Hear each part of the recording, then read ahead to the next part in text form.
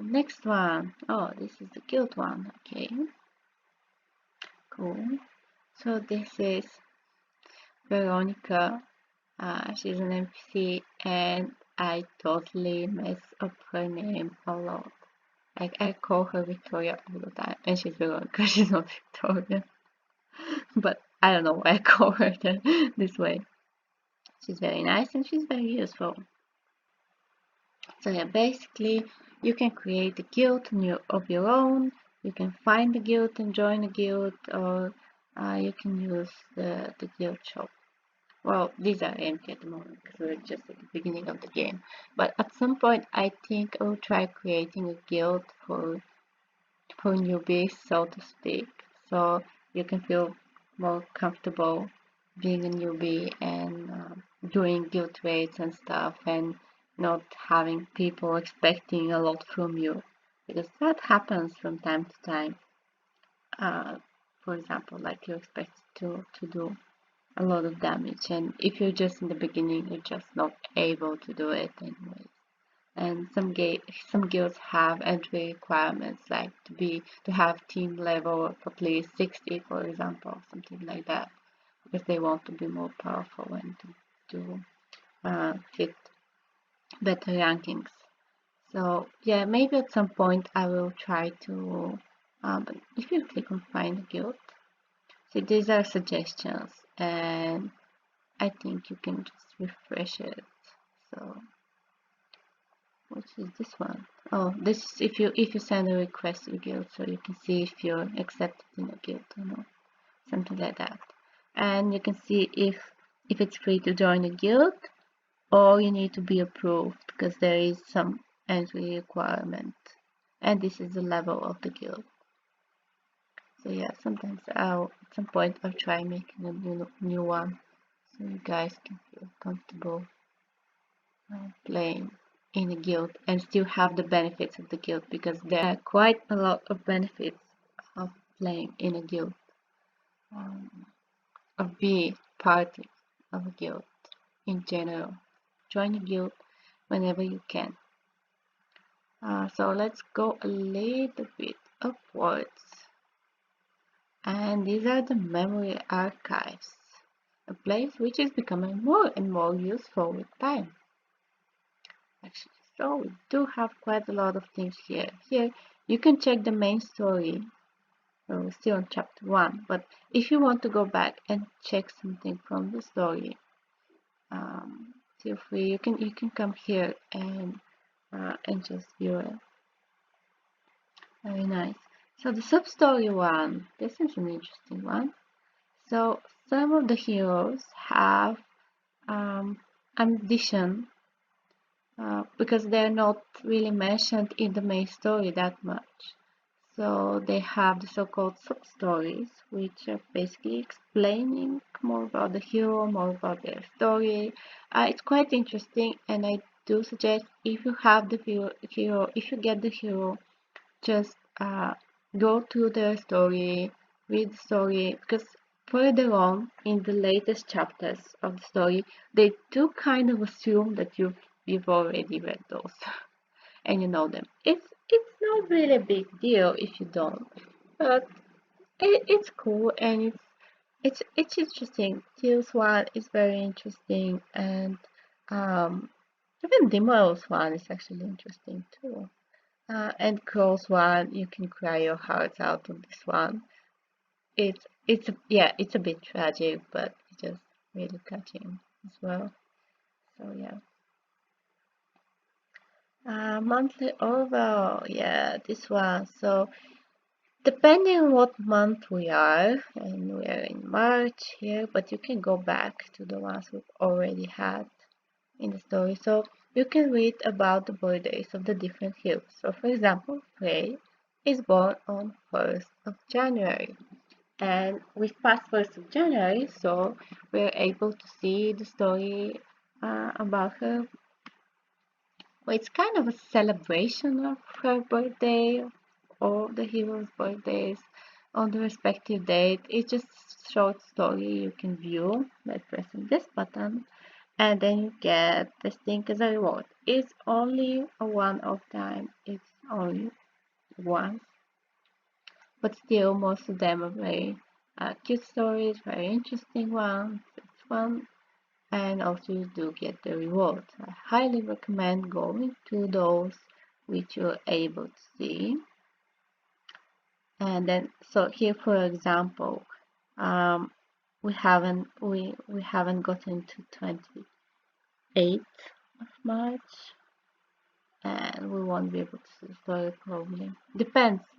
It was different when it first started, which was last year, and this year is a bit different than before. But they don't change the stories. The stories are still the same. They don't. We were expecting that there will be a new story every year for the hero's birthday, but I guess they don't have the time to make a new one every time because there are lots of heroes and it's quite a lot of work actually. And this one here, piece of memory, it's very important too because this is where you get some of your free heroes according to the new system. In order to get these heroes though, you need to pass a series of battles in dungeons. First is story dungeon, then special dungeon, and then the secret dungeon, which will require um, stronger characters, let's say, like more like stronger heroes characters. Um, so I would recommend it for starters. I know some of you really want to get those heroes because people tell you they're strong, they're cool, and so on. But actually, if you read their story, it will kind of mess up your story a bit because it will spoil quite a lot of things for you. So I would just suggest try to play through the story first as much as you can. Uh, get your heroes to get stronger, make them stronger, and then come back to the piece of memory and acquire the other ones. For Passion, she's not. You can't get her from here. You can only get, I don't know, unique weapon or treasure, something like that. But you need to either buy her or acquire her in the usual way. So, except for her, I think the other ones you can get them, maybe. I'm not sure because I got them when the events ran out, so never had to actually do this. So this place here is basically statistics, records for honor. It shows you the people who are first in the arena, both leagues. You can see the world ranking, you can see the server ranking for the past season and few seasons behind. And of course, when you start doing things, you can see your own ranking. You can see the boss ranking, including your own, and the guild conquest ranking. So yeah, that's pretty much it. As you can see, first guilds in the server, first guilds in the world. Of course, no European guilds here, at least not in the top 6. Guess why? But we'll talk about that in another video. So anyways, that's for that. And we have only 2 more. One is the arena. And here's where you do PvP. Most of it anyways. So basically, these are the different types of arenas. League of Victory is you have a team of 4 people, pretty standard, and you fight with another person who has a team of 4 people. That's pretty much it.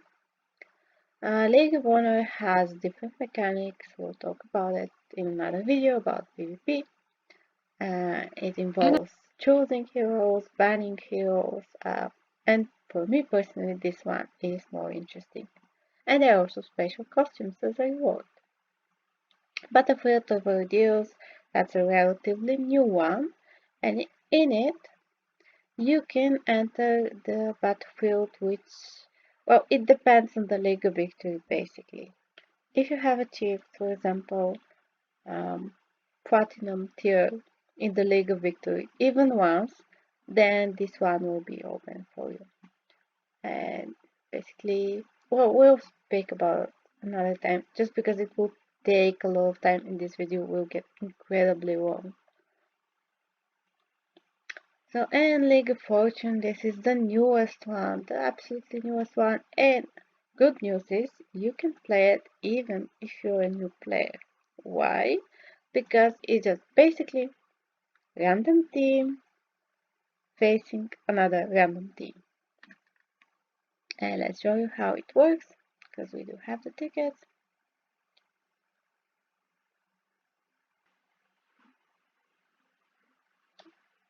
Here's how it works. You just roll the dice, RNG again, and then we have Friends of the Forest. Okay, I know some of them. Maybe we'll be able to win. Maybe not. They have Chase.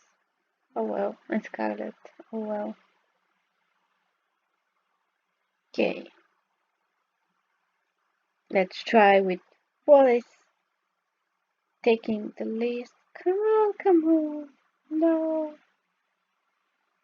Yeah, they do have Chase. And basically, this is how it goes. And you lose. Or win if you're lucky.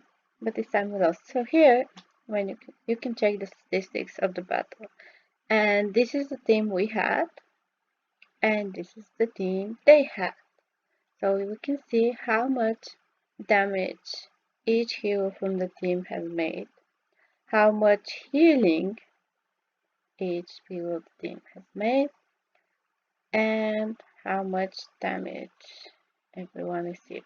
Well, this one about the damage is more useful when you're fighting monsters in the game. But still, it's a useful statistic. So we can see that Celine was the strongest from our team, but she couldn't really beat up Chase. It was quite powerful. So yeah, this is how we can, if you want to retry to do another match, we can press this one, but I'll choose to leave and move on.